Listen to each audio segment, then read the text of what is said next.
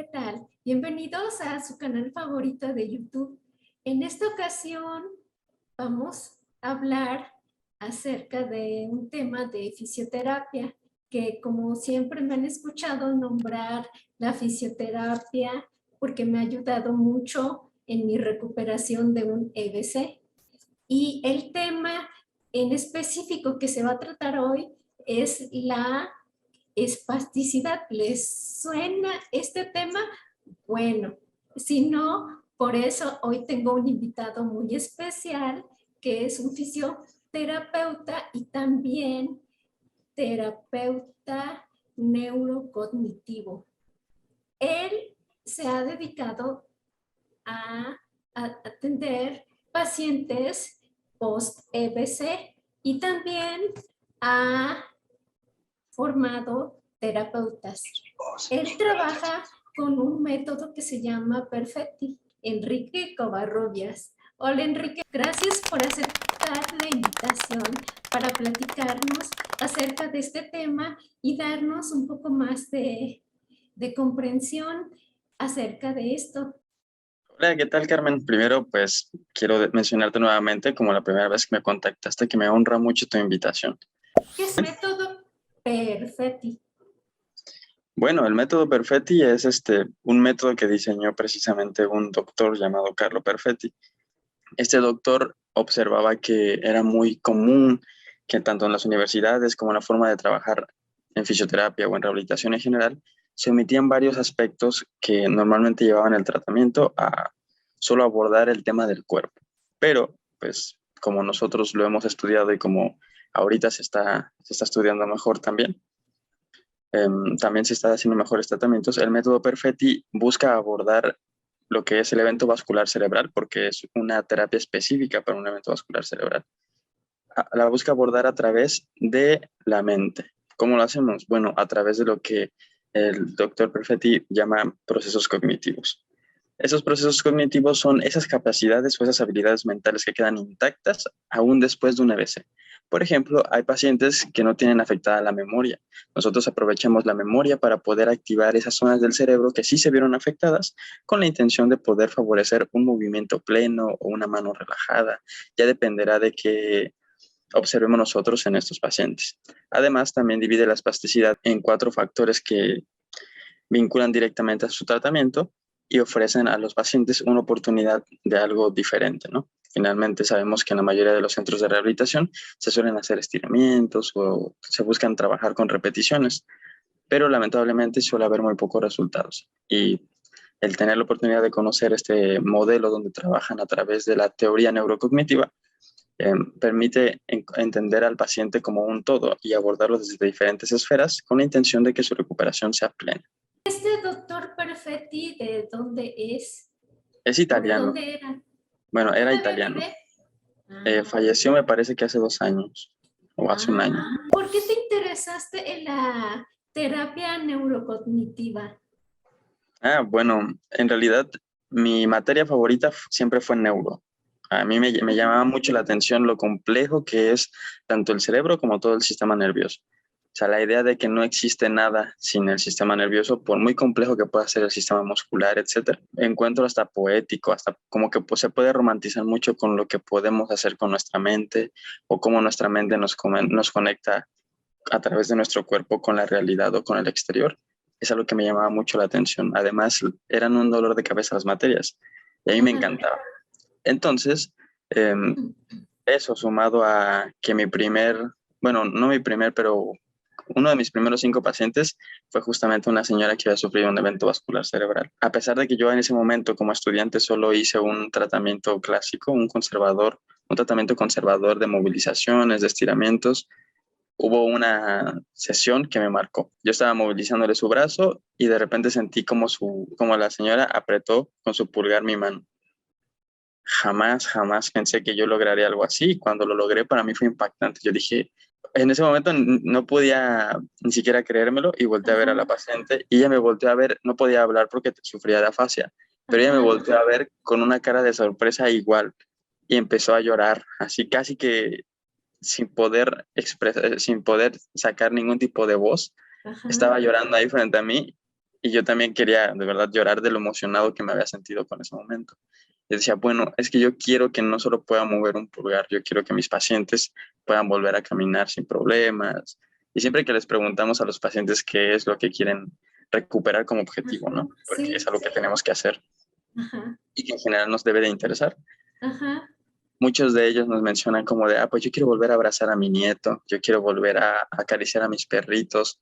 Entonces eso me toca el corazón y yo solo puedo ajá, pensar en, no sé qué tan complicado va a ser de aquí en adelante, ajá, pero yo quiero sí, dedicarme a esto. Y justamente encontré, vaya, casi que me encontró la teoría neurocognitiva porque me la encontré en ajá, Facebook como publicidad.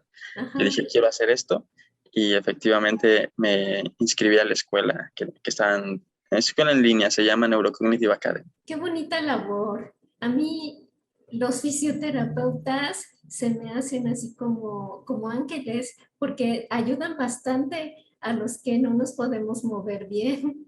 ¿Qué es la espasticidad? Claro, bueno, la espasticidad es ahora sí que una condición que es una consecuencia finalmente por una lesión que ocurre en la corteza motora primaria, particularmente. Esa área que se encarga de generar movimientos a voluntad se ve afectada.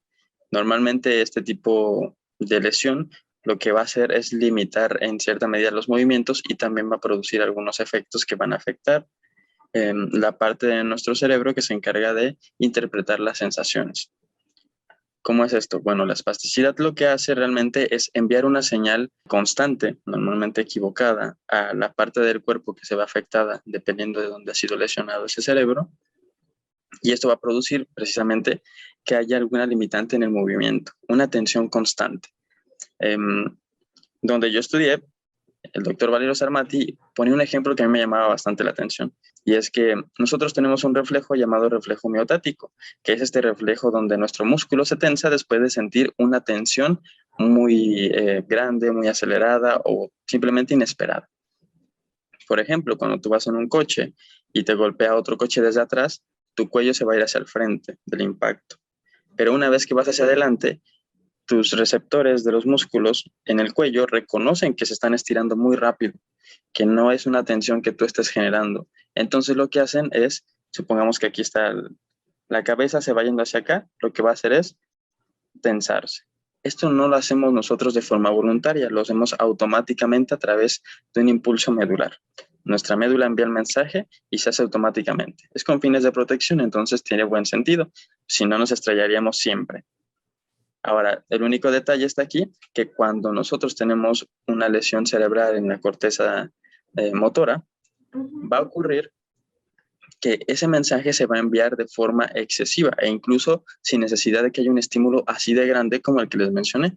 En este caso, muchos de los pacientes y muchos de tu público va a poder reconocer que no necesitan precisamente un movimiento muy tosco o muy rápido para que puedan ver la espasticidad. Algunos de ellos pueden notarla sin tener que estar haciendo nada.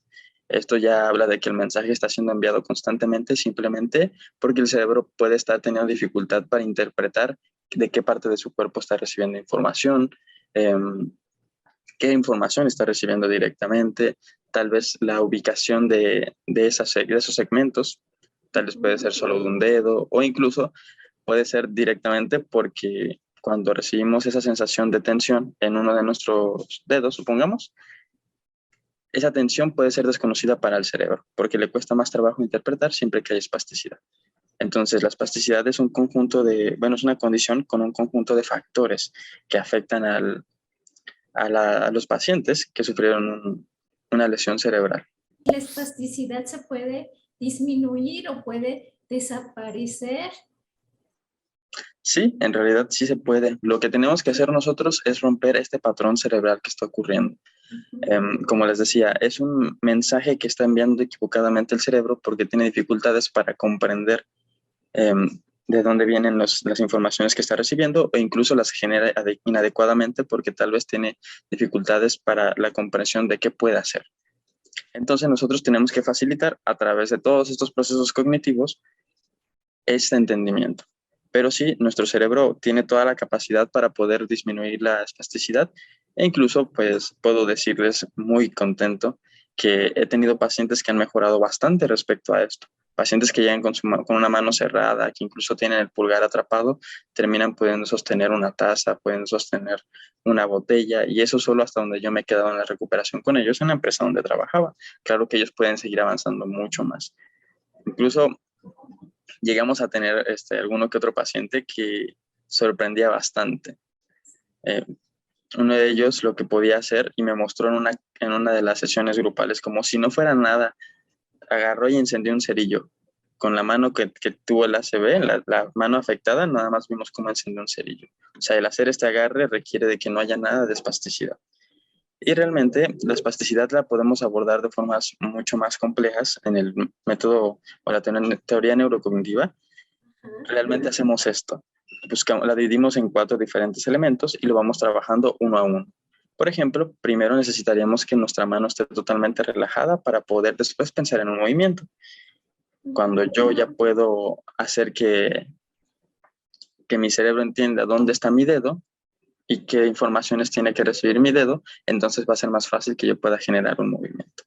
Pero sí, claro que se puede y pues lo hemos hecho, incluso probablemente un trabajo combinado entre ejercicio con esta teoría neurocognitiva, con estos ejercicios neurocognitivos, pueda brindar un mayor resultado que solo una terapia aislada. Y por ejemplo, yo que ya ha pasado casi 10 años, podría desaparecer la espasticidad, aunque ya pasó mucho tiempo. Sí, Sí. Yo tuve la experiencia de poder atender a una persona de España que llevaba ya 20 años con su ACV.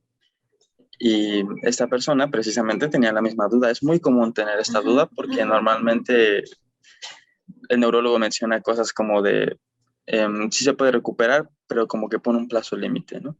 Y la mayoría de los pacientes vive una cuenta regresiva de ¿qué voy a hacer? Tengo un año, tengo 6 meses para recuperarme, dependerá de lo que les diga el neurólogo, pero algo que nosotros hemos aprendido es que personas que tuvieron ya hace 15 años su evento vascular cerebral pueden volver a caminar sin esa espasticidad en la pierna o pueden volver a tomar un objeto o a mantener su mano simplemente relajada sobre una mesa. Entonces, no es un impedimento el tiempo, más bien es un tema de cuánto esté dispuesto uno a dedicarle. Claro que yo sé que la mayoría de los pacientes tiene muchas esperanzas de volver a hacer esa clase de actividades, entonces la dedicación que le ponen es más de la que un profesional como yo podría dedicarle. Y teniendo esto en cuenta, sí se puede, claro que sí. ¿Qué síntomas provoca la espasticidad? Bueno, la espasticidad en general produce una cantidad de síntomas que van a estar relacionados directamente con cómo experimenta su proceso la persona. Es decir, muchos de ustedes podrán tener afectada la sensibilidad respecto a la tensión que sienten en su cuerpo, pero algunos otros no. Algunos de ustedes van a poder identificar que hay tensión en la parte afectada, en la mitad de la parte afectada del cuerpo. Por ejemplo, que sientan como sus dedos están muy flexionados o que su muñeca también se doble.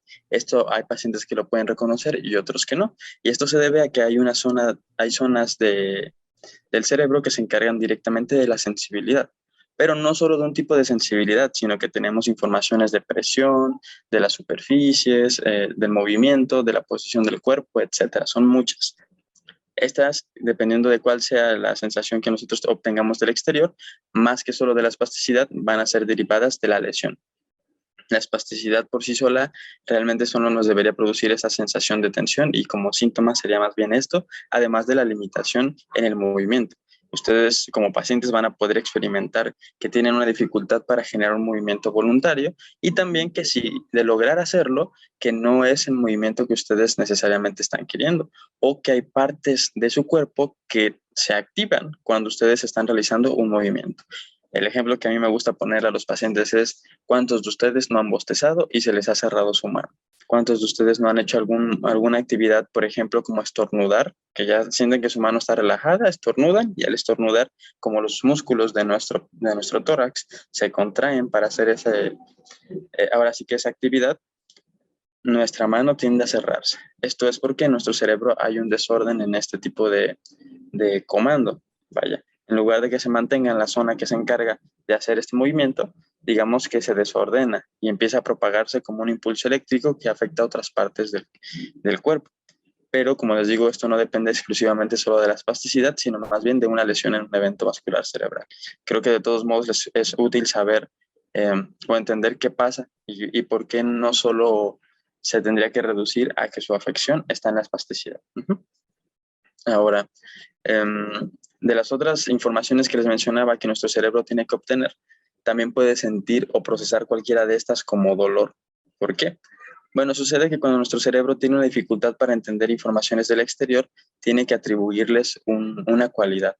Y lamentablemente, cuando no logra identificarlas a pesar de varios intentos, como cuando ustedes, eh, no sé si algunos de ustedes han estado en contacto con algún tipo de textura, como alguna tela. Hay varios pacientes que nos dicen, es que cuando me paso este tipo de tela, me duele.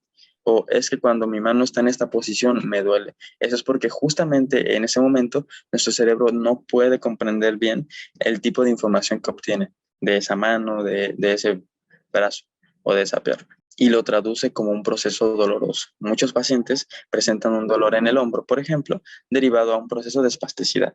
Ahí sí hablamos de que la tensión, aunada a que el cerebro tiene dificultad para comprender la posición, el movimiento, etcétera, va a generar dolor. Pero el dolor es secundario a la condición de no saber qué información se recibe y la tensión que se genera. Vaya, por sí sola la espasticidad no produce el dolor. Y bueno, finalmente algunos de los pacientes también llegan a experimentar alguna afección como problemas para generar informaciones de temperatura. No sé si les ha pasado, que cuando sienten el frío llegan a sentir como piquetes o cuando sienten el calor no logran identificarlo adecuadamente y algunos pacientes hasta llegan a quemarse. Esto depende mucho de la parte del cerebro que se ha visto afectada. Sí, sí me ha pasado con lo caliente sobre todo, que está algo caliente y no lo puedo soltar con esta mano, porque esta es la que se me afectó a la izquierda. Oye, entonces, ¿los temblores no tienen que ver con la espasticidad? Sí, en el caso de los temblores ocurren, por ejemplo, no sé, a la mayoría de los pacientes les llega a pasar en la pantorrilla, ¿no? Y conocemos como chamorro, que nuestro pie, o sea, el músculo del chamorro estaría aquí y aquí está nuestro pie. Nuestro pie empieza a hacer un movimiento así. Este movimiento se le conoce como clonus y es justamente relacionado al que les había mencionado, al reflejo, perdón, que les había mencionado hace un momento. El reflejo miotático, que debería producir un movimiento de, como siento mucha tensión, voy a producir un movimiento contrario, así. Bueno, pues eso mismo debería pasar, pero ¿qué ocurre? Como tenemos un problema con cómo el cerebro envía la información, también vemos algunas afecciones a través de la médula, de los tractos medulares. Y con esto se llega a dificultar el proceso de interrupción de ese reflejo. Lo que tendría que pasar es que nuestra médula envíe un impulso nervioso que llegue hasta el músculo, al chamorro, bueno, se le llama tríceps sural, para que no me vayan a decir que no me lo sé. Tríceps sural, y ese músculo lo que va a hacer es contraerse. Pero una vez que se contrae, esa información de contracción debería llegar otra vez a la médula y decir, ya me contraje, es hora de relajarse. Lamentablemente no llega así esa señal.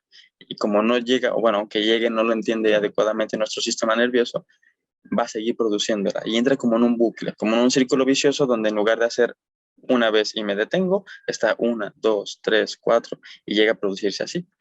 Además, también se puede producir no solo en el clonus, sino como parte de lo que conocemos nosotros como fasciculaciones, que es el músculo se va a fatigar muy rápido porque está todo el tiempo en tensión. Y cuando nosotros ya llevamos mucho tiempo tratando de hacer un movimiento o que normalmente va a ser más común que ocurra como a últimas horas del día, después de tener ya actividad, ese músculo que ya está cansado va a empezar a producir esto que llamamos fasciculaciones. Esto pasa hasta en el gimnasio y esto se produce porque no deja de contraerse. Ese ciclo igualmente, más que por reflejo, es más por un movimiento voluntario, pero igualmente ocurre. Entonces hay que tener cuidado con qué tan cansado está nuestro cuerpo y también identificar cuándo ya lo está. Si notamos que es más difícil mantenerlos relajados, que hay más tensión en general en nuestro cuerpo o que incluso tenemos este problema de entonces, este tipo de signos que ustedes van a notar en ustedes, estos síntomas de cansancio, de me cuesta trabajo concentrarme, todo esto va a indicarnos que es momento de que descansen, de que al menos se den unos minutos para reponerse. porque si no, va a ser más común que ocurran estos temblores o que haya esta tensión. ¿Quiénes tienen más tendencia a padecer espasticidad? ¿Solamente las personas que tuvimos un EBC? La espasticidad, como les mencionaba, es más característica de una lesión que ocurre en la corteza primaria motora. Entonces, cualquier persona que tenga una afección en esta zona puede presentar espasticidad. Por ejemplo, pasa mucho que personas que tuvieron un traumatismo craneoencefálico, que son estas contusiones o estos golpes que se llegan a dar, por ejemplo, en un choque automovilístico, pueden presentar espasticidad como consecuencia al impacto y al daño que se produce sobre esta área. También hay algún tipo de infecciones que si se ven afectadas estas partes del cerebro, pueden producirla, o intoxicaciones. Yo llegué a atender pacientes que tuvieron intoxicación por una u otra sustancia y lamentablemente presentaban espasticidad. De igual forma, creo que es muy común y todos vamos a reconocerlo en la parálisis cerebral. La parálisis cerebral es ahora sí que la enfermedad que en la mayoría de los casos vamos a presentar este punto de espasticidad y va a ser bastante notorio. ¿Qué terapia puede ayudar a disminuirla o a desaparecerla? Hasta el momento yo he encontrado como que la terapia neurocognitiva es la que mejor funciona para trabajar este problema. Especialmente porque algo que aprendí muy bien es que puedes hacer ejercicios con el objetivo que tiene tu paciente.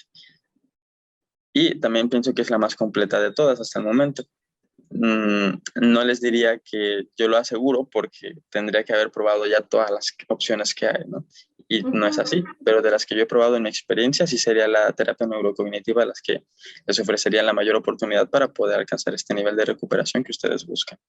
He escuchado de tratamientos con botox o con aceites especiales. ¿Sirven estos tratamientos? Lamentablemente, en el caso del Botox, tenemos que saber que la toxina botulínica es un estímulo externo. Es como tomar un medicamento, ¿no? Al final de cuentas. Lamentablemente, esto se aplica sobre el músculo, pero nosotros sabemos que la lesión ocurre en el cerebro. Entonces, lamentablemente, mientras nosotros no cambiemos nada en cómo ese cerebro está funcionando, no vamos a poder generar ese cambio real y que podamos utilizar en nuestro brazo, en nuestra pierna. Realmente el que se relaje porque se aplique esa sustancia no asegura, y eso es algo que les van a decir los médicos cuando ustedes vayan a su tratamiento, que ya se va a mantener relajado. Realmente, por lo que yo sabía en pacientes, por ejemplo, yo llegué a tener pacientes con parálisis cerebral infantil, ellos me decían, los niños, que era muy doloroso para ellos. No sé si para todos los pacientes, pero era doloroso y automáticamente en cuanto pasaba de aplicarles el tratamiento, tenían que pasar a terapia, a hacer tratamiento convencional. Entonces, este tema es pues algo considerar, ¿no? Porque después de eso tampoco les aseguran que esas ganancias que tuvieron por tener terapia después de la aplicación del Botox se vayan a mantener. Realmente para eso es mejor trabajar con la causa del problema. La causa se encuentra en nuestro cerebro y es mejor atenderlo desde el cerebro, más que aplicar alguna sustancia externa, porque lamentablemente vamos a ver condicionados a ella. Vamos a estar limitados por cuándo me toca aplicármelo otra vez, o si llegamos a tener pacientes que nos decían, ya quiero que me apliquen otra vez la toxina porque otra vez siento mi brazo muy tenso. Entonces ¿por qué depender de algo así si podemos utilizar o invertir nuestro tiempo y finalmente nuestro dinero? Porque varios pacientes no pueden simplemente ir de un tratamiento a otro así, y la toxina pues tiene su costo, ¿verdad? Y realmente yo les recomendaría más bien utilizar otra alternativa. Eso de los aceites, la verdad es que yo ni siquiera he encontrado evidencia de que su aplicación sea bien sugerida o recomendada por especialistas, y tampoco considero que vaya a funcionar. Como les repito, sigue siendo una aplicación externa y tal vez nos ayuda a relajarnos el masaje, algo así, pero finalmente eso es algo diferente. Probablemente si usaran un aceite convencional o una crema que les guste, también podrían alcanzar esta relajación que alcanza con el aceite, y pensamos siempre que puede llegar a ser el aceite. Y un tema que me gustaría tocar con ustedes, no me has hecho la pregunta, pero creo que puede servirles bastante, es el uso de órtesis. A muchos de los pacientes les recomiendan que se pongan que la órtesis en la mano, que llegue hasta el codo o en el pie, para que no se caiga, por ejemplo, la punta de nuestro pie. Cuando esto pasa, muchos de los pacientes refieren que sí notan que se relaja la mano cuando duermen y que al despertar se encuentra relajada. Y así me tocó atender a un paciente de Suiza. Me decía, es que, mira, no me quiero quitar mi férula porque yo no recomiendo el uso de férula y en realidad en la terapia neurocognitiva no se recomienda el uso de férula. Y nos decía, es que yo no me la quiero quitar porque cuando me despierto mi mano está relajada. Y me decía, pero el resto del día, todo el día me duele, todo el tiempo. Es un dolor y siento como mi mano se agarra a esa férula, siento como la aprieta, la empuja. Y es precisamente lo que les decía, si esa mano no tiene una correcta relación y entendimiento de la presión que está recibiendo, va a generar más tensión, va a generar dolor. Y finalmente no ofrece una solución, porque el que mantengamos la mano aquí no significa que ya se va a mantener relajada o que ya va a recuperar el movimiento. Se supone que la férula se utiliza con la intención de evitar que se genere, por ejemplo, un problema porque esté todo el tiempo aquí la mano, pero tampoco ofrece una solución a todos los demás problemas que nos genera, que es ese dolor. Un paciente que tiene mucho dolor por esa férula no va a querer ni que lo muevan, entonces deja de ir a terapia porque le duele, pero no deja de usar su férula, también es un problema. Pues este paciente yo le dije, vamos a hacer esto, porque a mí me parece que usted está llegando a la conclusión de que es la férula, pero ¿y qué tal si solo es porque duerme? Tal vez es solo porque descansa bien. Vamos a probarlo una semana y usted me dice cómo lo siente. Entonces, tal cual, me hizo caso y la siguiente vez que lo vi me dijo, mira, ¿sabes qué? Tienes razón. Yo me dormí, me desperté y mi mano estaba relajada y no tenía la férula. Y los dolores han bajado porque no uso la férula y ya no siento que mi mano esté tan dura todo el tiempo porque no uso la férula, porque realmente estaba haciendo como un intensificador de esa espasticidad, ¿sí? Entonces es muy importante que ustedes consideren los pros y contras. Yo no les digo que no la usen porque tendré que conocer el caso de cada uno de tus espectadores para poder darles el consejo como tal, pero aún así me atrevo a decirles, considérenlo muy bien porque es probable que en lugar de ofrecerles una ventaja, pueda ser una desventaja. Solo es en caso de que, por ejemplo, que voy a salir a la calle, yo tengo una actividad, necesito que ese pie no se baje. Ok, ahí sí te creo, vamos a usar la férula para evitar cualquier accidente, pero es solo mientras sales y revuelves. Ya volviendo a casa, pues es tu hogar, normalmente las actividades las puedes mantener ahí y no necesitas tal vez de esa férula para hacerlas. ¿Podemos hacer algún ejercicio en casa que nos pueda ayudar en la espasticidad que hay en mano, en brazo o en pierna? Sí, bueno, primero yo los invitaría a que buscaran identificar qué partes de su cuerpo pueden reconocer bien y con qué partes de su cuerpo pueden sentir bien. Por ejemplo, una paciente que tengo de Chile actualmente me dice que yo le ofrecí los ejercicios neurocognitivos y estos trabajan así. El ejercicio más conocido que hay en la teoría neurocognitiva es el ejercicio de reconocimiento de dedos. A nuestros pacientes se les vendan los ojos y les decimos, te vamos a tocar un dedo, vamos a mover un dedo. Tú me vas a decir cuál es. Parece una pregunta sencilla, pero ya que lo estructuramos en un ejercicio, es más complicado para los pacientes de lo que parece. Entonces, ya teniendo la mano aquí, lo que hace el familiar, porque esto no lo puede hacer el paciente directamente por su cuenta, ya que si lo hace así, pues su otra mano le daría la respuesta. Finalmente, nuestro cerebro está conectado. Estamos aquí y lo que haríamos sería tomar de los costados y mover cualquiera de los 5 dedos. Y ahí después preguntar, ¿cuál fue el dedo que te moví? El paciente tiene que responder, fue este, fue el otro, y van a poder identificar tal vez que ni siquiera logran sentir que su dedo se está moviendo. Ese es ahora sí que a partir de aquí podemos partir, porque así como lo hicimos con un movimiento, podemos hacerlo con movimientos en otra dirección, podemos hacerlo tal vez con alguna textura. ¿Puede mi mano sentir la diferencia entre una esponja y una lija, entre una toalla y una sábana? Este tipo de informaciones que nosotros buscamos que los pacientes mejoren, ayuda a que después nuestro cerebro, como ya conoce esta información, ya conoce y ahora sí entiende que mi dedo está sintiendo, por ejemplo, lo liso de la laptop, entonces ya no voy a generar espasticidad porque esto ya lo conozco. Eso ayuda bastante a relajar. Y en esa medida, así aplica para cada uno de los ejercicios de nuestro cuerpo. En realidad, ofrecerles ejercicios así desmedidos o simplemente sin ver el caso de cada uno de ustedes podría ser un poco imprudente de mi parte como profesional, especialmente porque como mínimo podría hacerlos perder el tiempo. Ujú, Y si no les doy toda la técnica, que aquí tendría que hacer como 10 horas de una masterclass, ujú. em, pues podría haber no necesariamente beneficios o resultados. Y no quisiera desanimarlos con la teoría o la terapia neurocognitiva, porque si se dedican efectivamente a ello, pueden obtener resultados bien.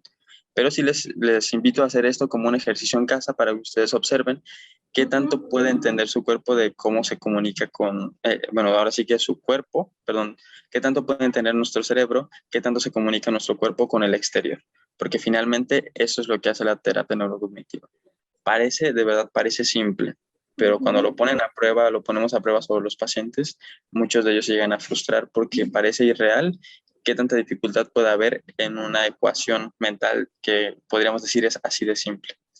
Pero efectivamente sí se puede hacer en los pies, se puede hacer en la cadera, en la rodilla. Vaya, nosotros sabemos hacer hasta ejercicios de tronco. Una persona que no puede moverse para nada y está postrada en cama puede mejorarlo. Una persona que tiene el campo visual reducido porque afectó el área cerebral que se encarga de la vista, también puede mejorarlo. Depende mucho más bien del área afectada, porque dependiendo de la condición que tiene el paciente, vamos a encontrar que llegan a tener más que una lesión de la vista, y me disculpan, fue mi error, o en la zona, el área visual de nuestro cerebro, el tipo de afección que llega a producirles hace que ignoren la mitad del espacio. Hay pacientes que nos dicen, es que pues yo solo puedo ver hasta esta parte de la habitación. Solo existe hasta aquí, hasta que yo volteo la cabeza ya veo esta parte. Y así. Ujú. Esto se debe precisamente a un problema se lo conocemos como heminegligencia. Y esta heminegligencia puede ocurrir en el cuerpo, entonces la persona tiene problemas para poner la atención a la mitad afectada del cuerpo. Se ve muy frecuentemente que el paciente, y lo ven en los hospitales, de, ay, está colgando su brazo y el señor no hace nada, se va a llevar en la llanta la mano, pero el señor tiene dificultades para poder poner la atención a esa mano, no sabe dónde está, no le está poniendo atención porque no está pensando en la mano. A pesar de que diríamos, pero ¿cómo no lo vamos a hacer si nuestra mano nuestro cerebro nos envía información de dónde está nuestra mano? Si yo cierro los ojos, la propiocepción me dice, mi mano está sobre mi pierna o mi Ujú. mano está en esta posición. Pues cuando se tiene un evento vascular cerebral podemos tener disminuida o sentir como perdida esta capacidad. Todo esto es importante que ustedes lo consideren porque en esa medida es que nosotros vamos a poder estructurar un movimiento.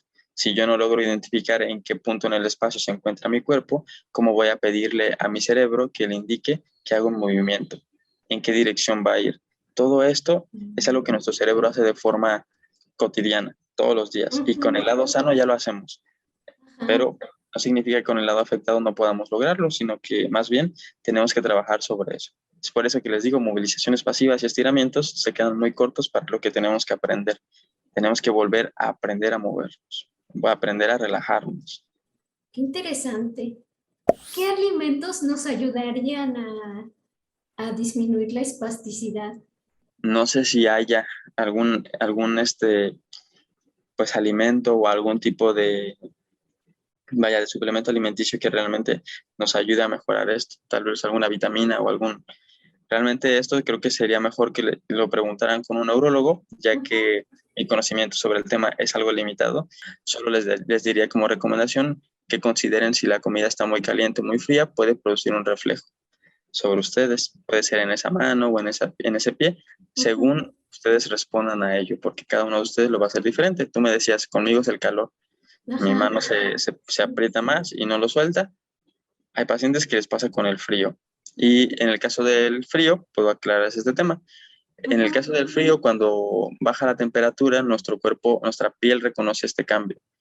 El frío tiene un efecto en un cuerpo sin importar si es con un evento vascular o no, si hubo un EBC o un conocido normalmente como un derrame cerebral, lo que va a hacer es un proceso de constricción. Todas esas estructuras que son, vaya, que tienen cierto grado de flexibilidad o elasticidad, se van a ver un poco limitadas por este proceso de sentir el frío. Nuestro cerebro envía impulsos que van a dar esta respuesta de frío, al frío más bien. Lo mismo pasa con el hecho de los vasos sanguíneos. Nuestras arterias y nuestras venas se vuelven más chiquitas, se comprimen porque el músculo se contrae ligeramente. Eso es un reflejo, no lo controlamos nosotros.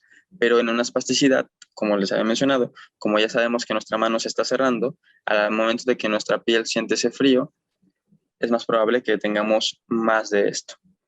Entonces, lo ideal es que nosotros vayamos poco a poco exponiéndonos a una cantidad de frío que podamos tolerar, que no sintamos que nuestra mano se va a cerrar por esa cantidad de frío y poco a poco acostumbrar al cuerpo a que no necesariamente tiene que contraerse porque hay frío ahí.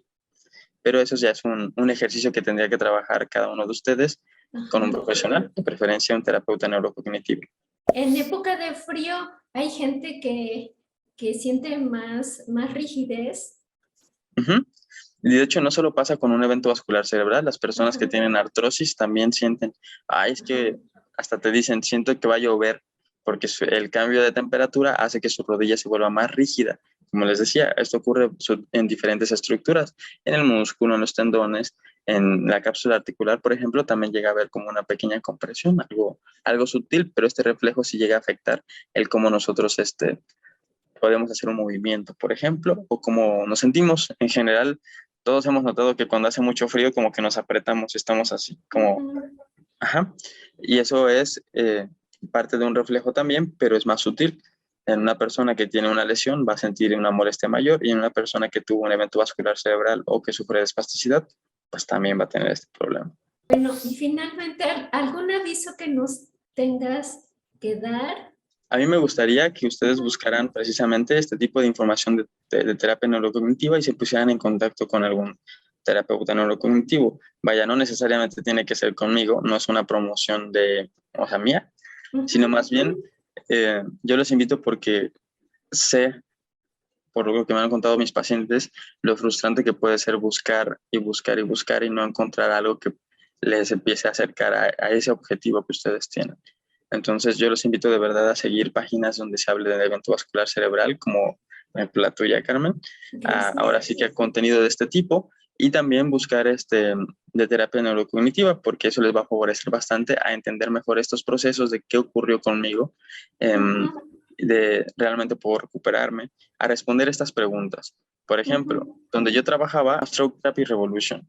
Lo que ellos hacen es que cada miércoles hay un seminario por parte de la escuela que ellos tienen, que se llama Neurocognitive Academy, y donde está el doctor Valerio y mis compañeros. De hecho, pues, en caso de que mis compañeros llegaran a ver esta presentación, pues les mando un saludo. Tienen un en vivo. En este en vivo hacen una sesión de preguntas donde ustedes pueden agregar cualquiera que tengan. Hay preguntas muy complejas de, pues esta persona, o yo tengo este caso en específico. Cuando tengan alguna duda o alguna pregunta, pueden de verdad buscar qué días está el en vivo, seguir sus cuentas y también van a encontrar ahí, por ejemplo, alguna propuesta de ejercicio o algún tipo de contenido similar al que tú haces que puede ayudarlos a comprender mejor. Entonces, más que un aviso personal, yo les haría este comentario. Y en el caso de que tengan alguna otra pregunta, pues efectivamente a mí me gustaría obviamente no dejar al público colgado como de, ya, pues vino una vez y no hizo nada más. Pueden poner sus comentarios en esta publicación, en este video en YouTube. Pues muchas gracias, Enrique, por darnos luz en este tema que es muy interesante y a casi todos los que hemos experimentado una EBC, pues vivimos con esta espasticidad y muchas veces pues no sabemos cómo enfrentarla. Entonces te agradezco tu tiempo. Muchas gracias.